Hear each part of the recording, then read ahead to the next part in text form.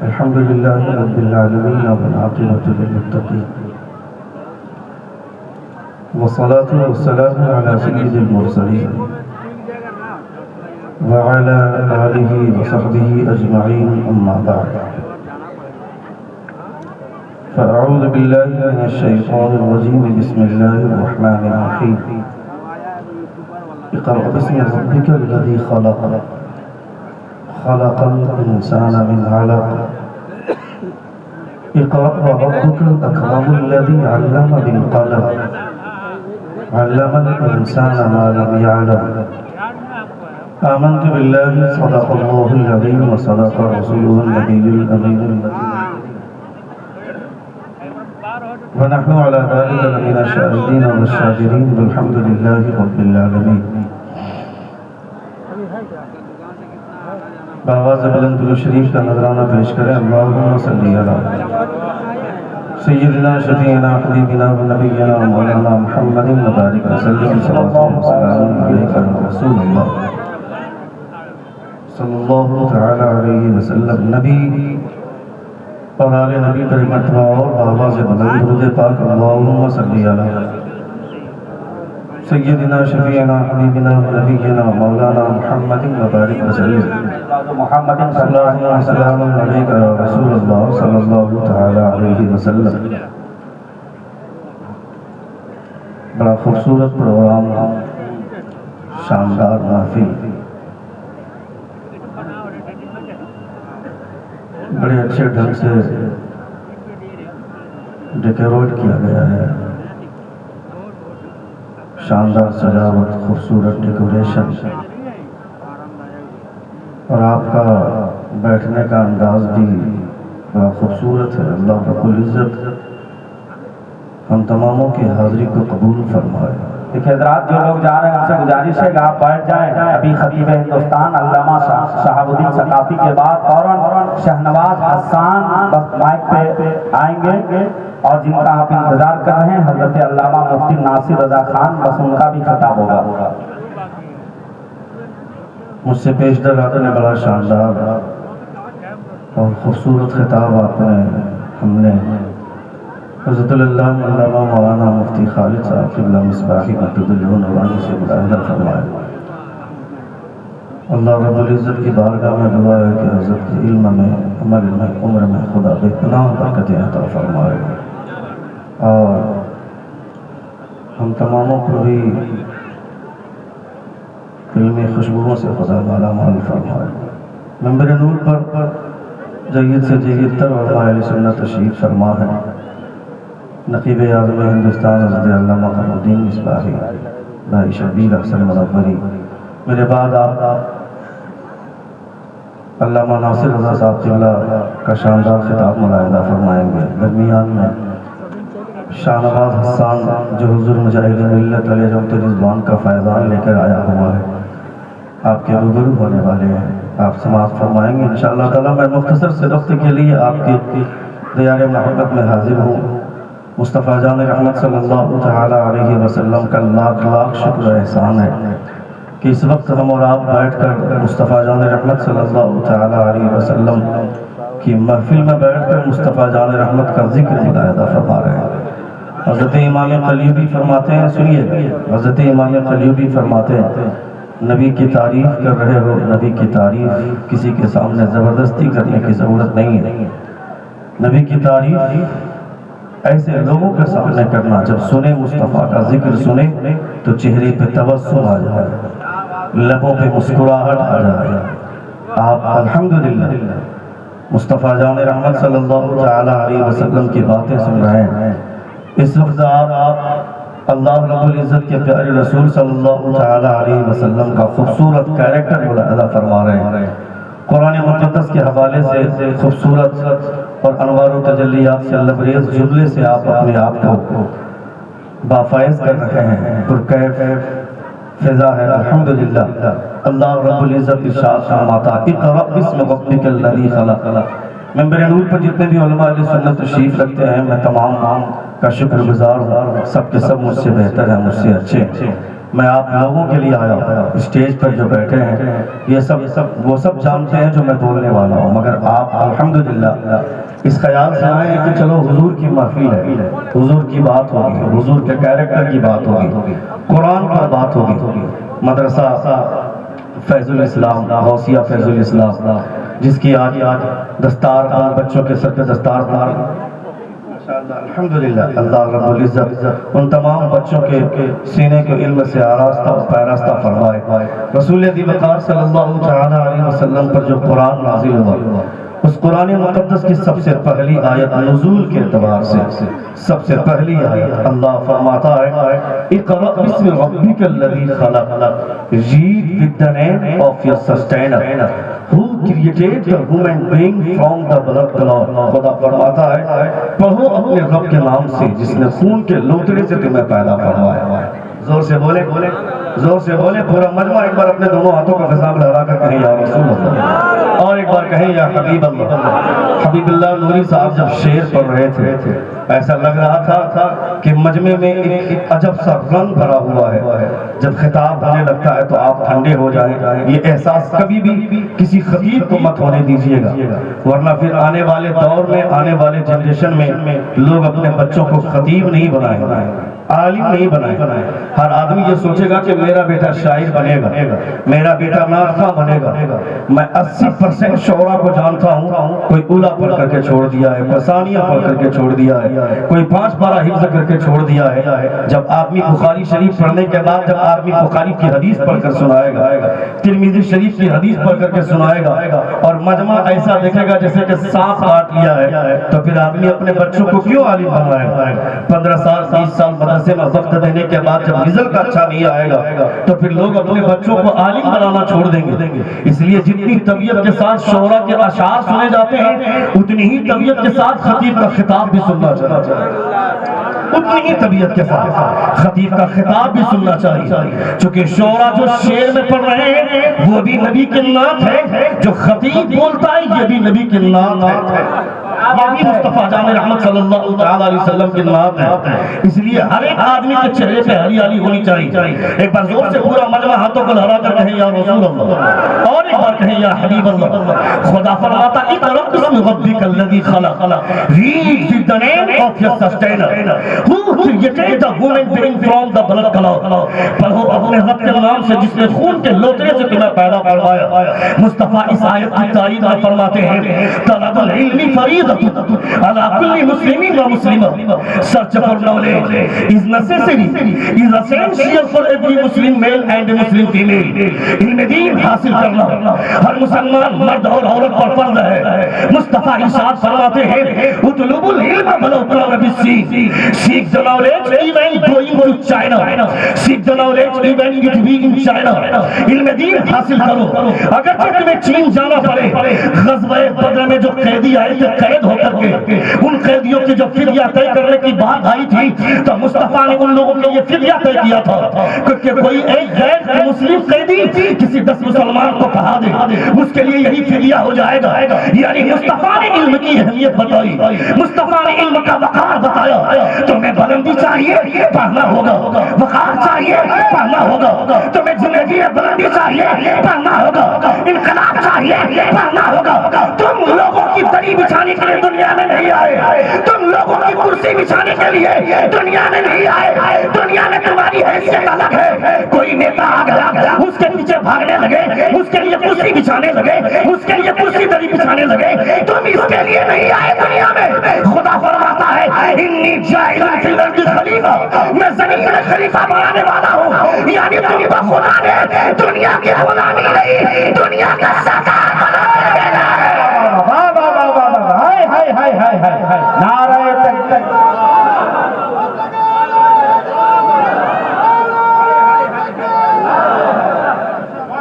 اقرأ بسم ربک الذی خلق، read with the name of your sustainer who created the human being from the blood clot. پڑھو اپنے اپنے رب کے نام سے جس نے خون کے لوتھڑے سے تمہیں پیدا فرمایا. تمہارا بچہ دوسروں کی کرسی بچھائے گا, تمہارا بچہ دوسروں کے لیے دری بچھائے گا. اس کھڑے ہو کر کے پیشاب کرنے والے کی حیثیت کیا ہے؟ تمہاری حیثیت الگ ہے, تمہاری شان الگ ہے, تمہارا اسٹیٹس الگ ہے. دنیا میں جو مصطفیٰ جان رحمت کا کلمہ پڑھتا ہے اس کے اسٹیٹس کے برابر کسی کا اسٹیٹس نہیں ہو سکتا ہے. تمہاری حیثیت الگ ہے, تمہارا اسٹیٹس الگ ہے. کبھی تم نے سوچا اللہ رب العزت نے مجھ کو مصطفیٰ جان رحمت کا دامن عطا فرما دیا, مصطفیٰ کی غلامی مل گئی, مصطفیٰ کی شریعت مل گئی, مصطفیٰ کا کلمہ مل گیا. کون سا تیر مارا تھا میرے باپ نے؟ یہ تیرے باپ کا کارنامہ نہیں ہے, یہ میرے باپ کا کارنامہ نہیں ہے, بلکہ یہ فضل تو خدائے رب قدیر کا ہے. جب حضرت موسیٰ علیہ الصلوۃ والتسلیم کوہ طور پر گئے, خدا سے ہم کلام ہوئے, کہا پروردگار میں نے توریت کو پڑھا, توریت کو پڑھنے کے بعد میں نے اس میں ایک امت کا تذکرہ پڑھا, وہ امت مجھے بڑی اچھی لگتی ہے, اس امت کو میرے حوالے کر دے. خدا فرماتا ہے اے موسیٰ اس امت کو تیرے حوالے کیسے کر دوں؟ اسے میں نے کسی اور کے لیے نہیں اپنے حبیب کے لیے رکھا ہے. نعرہ تکبیر, ذرا ہاتھ اٹھائیے. نعرہ تکبیر, نعرہ رسالت, مرتقی اعلیٰ حضرت فیضان غوث اعظم علامہ شہاب الدین ثقافی حضرت شہنواز حسان.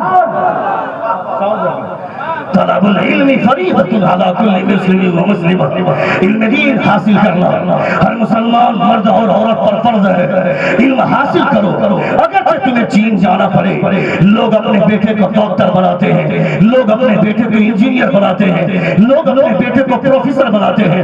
میں اسے دنیاوی تعلیم سے تعبیر نہیں کرتا. لوگ بولتے ہیں کہ ڈاکٹر بننا دنیاوی تعلیم ہے, انجینئر بننا دنیاوی تعلیم ہے, مگر قرآن پڑھنا دینی تعلیم ہے. میں اس طرح تقسیم نہیں مانتا.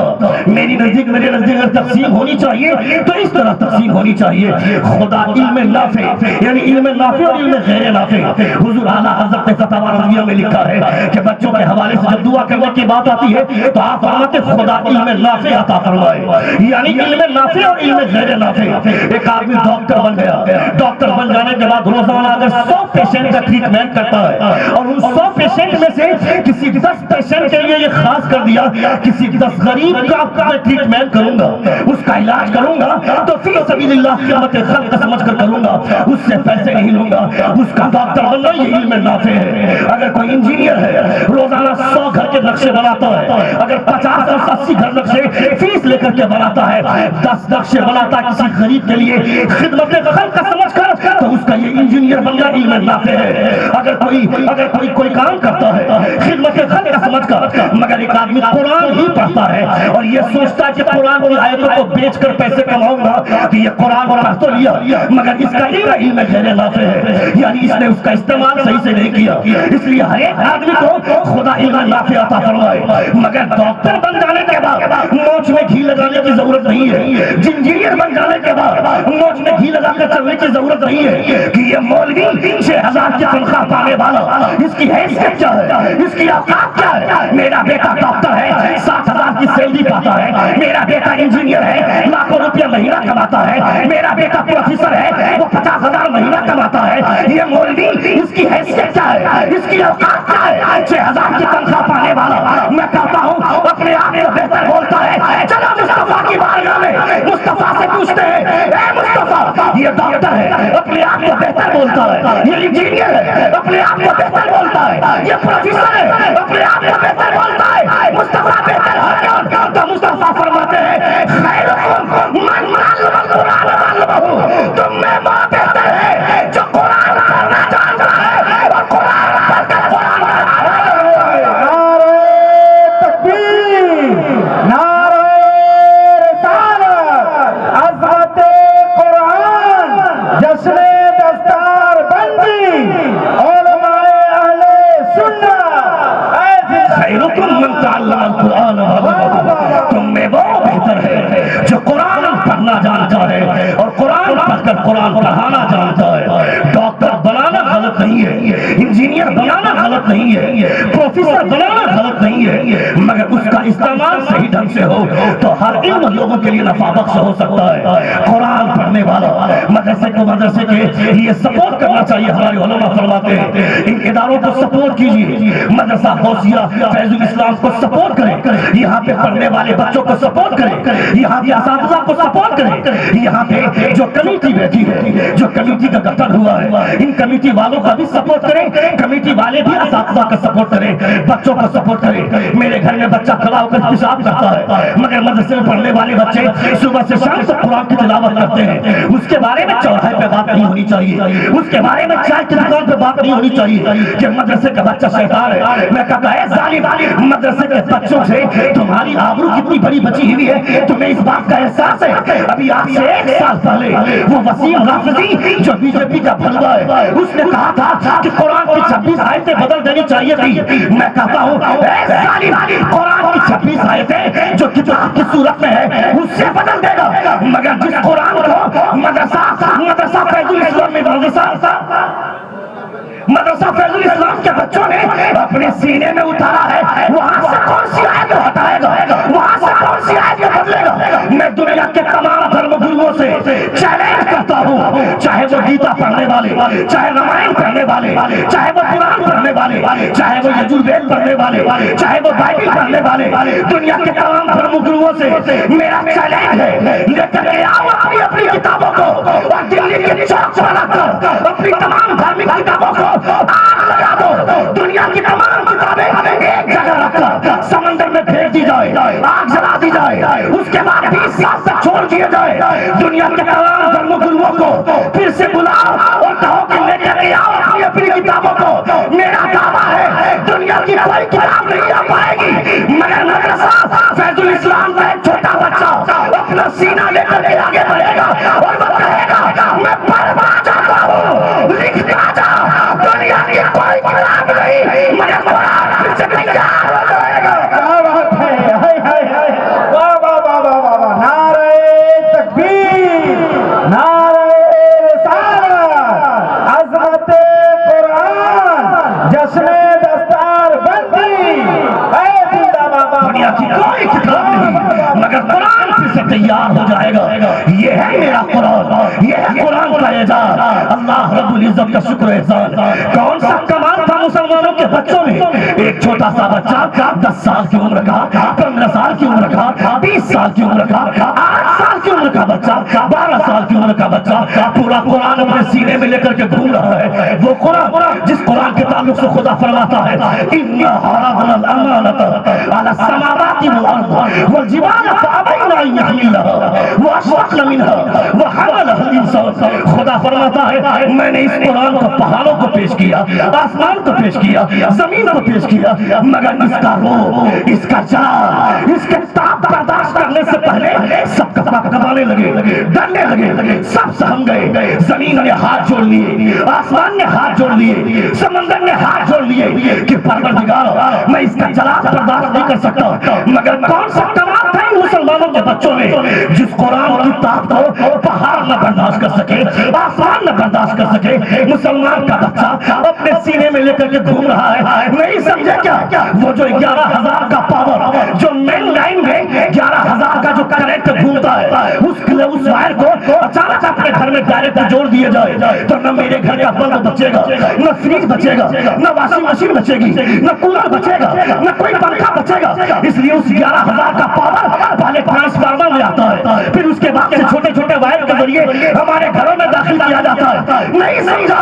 قرآن کا پورا جلال پہلے مصطفیٰ کے سینے میں اترا، مصطفیٰ کے سینے سے مسلمانوں کے چھوٹے چھوٹے بچوں میں اتر گیا۔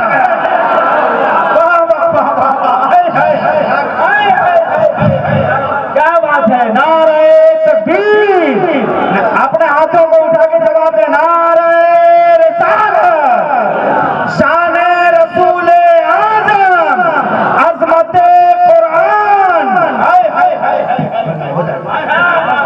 اقرأ بسم ربك الذي خلق. Read the name of your sustainer. Who created the woman being from the blood clot. پڑھو اپنے رب کے نام سے جس نے خون کے لوتھڑے سے تمہیں پیدا فرمایا۔ یعنی زندگی میں وقار چاہیے پڑھنا ہوگا. میں گریڈی شو روم میں اپنی گاڑی سروس کرانے کے لیے گیا. میں نے دیکھا وہاں ایک بورڈ لگا ہوا ہے. اس بورڈ میں لکھا ہوا ہے education is the power, education is the light. میں نے دیکھا, میں حیرت میں ڈوب گیا. یہ بے وقوف لوگ, یہ تو ننگے سر گھومنے والے, یہ کھڑے ہوتے ہیں پیشاب کرنے والے, اتنی اچھی اتنا اچھا سلوک کیسے لکھتے ہیں, اتنا اچھا ڈائلاگ بورڈ پر کیسے لکھ دیا ہے. میں نے آج سے 1400 برس پہلے, 1500 برس پہلے کی پرانی تاریخ پلٹی. میرے مصطفیٰ نے گنبد خضرا میں بیٹھ کر فرمایا تھا, مسجد نبوی میں بیٹھ کر مصطفیٰ نے فرمایا تھا, العلم نور, علم طاقت, علم روشنی ہے, علم قوت, علم طاقت ہے, علم پاور کا نام ہے. اس کا مطلب ہے یہ دنیا میں جو بورڈ لگا ہوا ہے باپو جی کا یہی بتانا, ان پر بن کر کبھی نہ رہنا. یہ لوگ کہاں سے جانتے ہیں پوری دنیا میں جو علم کی خیرات ہو رہی ہے یہ کسی اور کی نہیں ہے, یہ مصطفیٰ کے قدموں کی خیرات ہے. میرے حضور کے قدموں کی خیرات ہے. مصطفیٰ نہ ہوتے تو دنیا جاہل رہ جاتی, دنیا جاہل رہ جاتی. جو لوگ لیپ ٹاپ بنا کر کے مگن ہیں, جو لوگ کمپیوٹر بنا کر کے مگن ہیں, ہوائی جہاز بنا کر کے موج میں تاؤ دے کر گھوم رہے ہیں. میں نے ہوائی جہاز کا انوینشن کیا, میں نے موبائل بنایا, میں نے کمپیوٹر بنایا, میں نے لیپ ٹاپ بنایا, میں نے دنیا کو مٹھی میں کر دی. میں نے کہا اے عیسائیوں, میرے مصطفیٰ کے آنے سے 600 برس پہلے تیرے نبی دنیا میں موجود تھے, تیرے نبی آ گئے تھے. اگر تم کو کمپیوٹر ہی بنانا تھا حضرت عیسیٰ علیہ الصلوۃ والتسلیم کے آنے کے بعد میرے حضور کی آمد سے پہلے کیوں نہیں کمپیوٹر بنایا, حضور کے آنے سے پہلے لیپ ٹاپ کیوں نہیں بنایا, حضور کے آنے سے پہلے جہاز کیوں نہیں بنایا, حضور کے آنے سے پہلے تم نے موبائل کیوں نہیں بنایا. تم نے نہیں بنایا چونکہ تمہارے پاس وہ نسخہ نہیں تھا. میرے حضور آنے کے بعد میرے مصطفیٰ نے نسخہ دیا.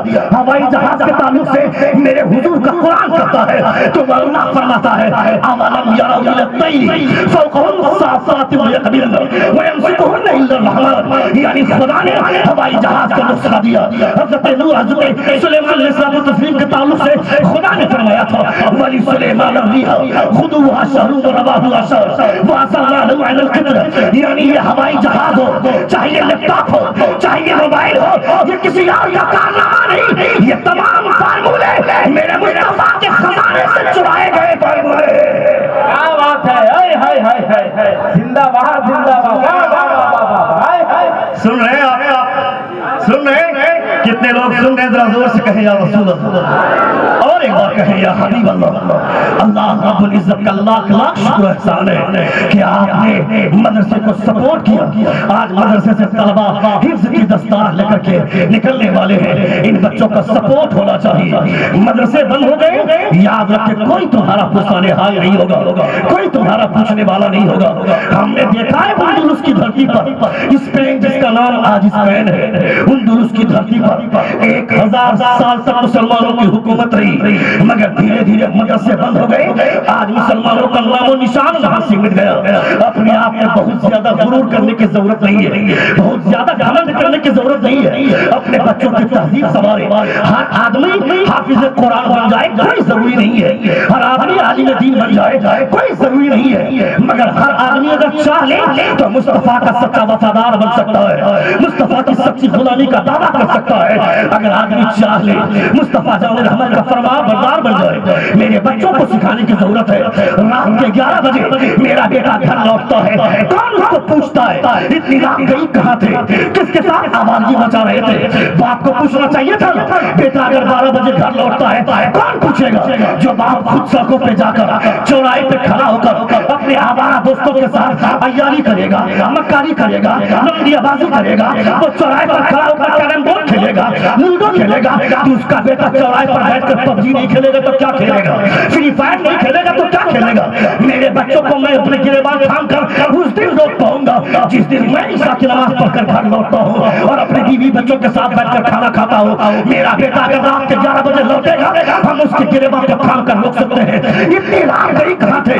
میرا بیٹا आवारा बन गया, मेरा बेटा लुच्चा बन गया, मेरा बेटा आवारा गर्दी करने लगा।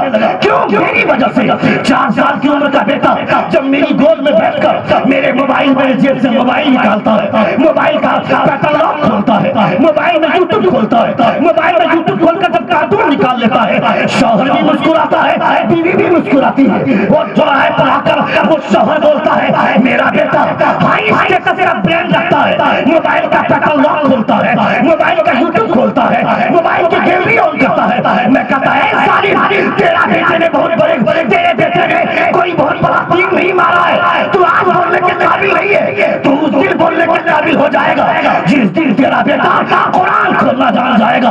उस दिन यहाँ नहीं बोकारो स्टील के चौक पर खड़े होकर सीना ठोक कर बोलना मेरा बेटा मोबाइल खोलना नहीं जानता, मगर खुदा का शुक्र है मेरा